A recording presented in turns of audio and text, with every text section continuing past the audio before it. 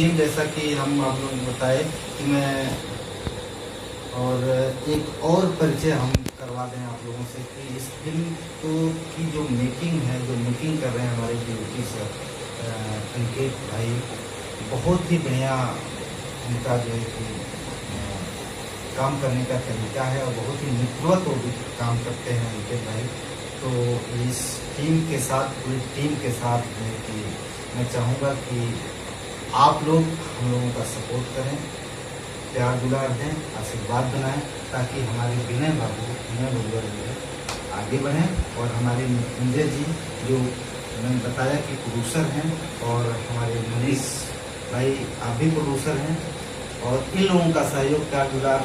है कि हम लोग इस फिल्म को बना रहे हैं। अगर ये लोग नहीं होते तो फिर हम लोग नहीं होते, और हम लोग नहीं होते तो आप लोगों को इतना बढ़िया मेकिंग, इतनी बढ़िया फिल्म हम आप लोगों को नहीं दे पाए। इसलिए हम सभी टीम की तरफ से आप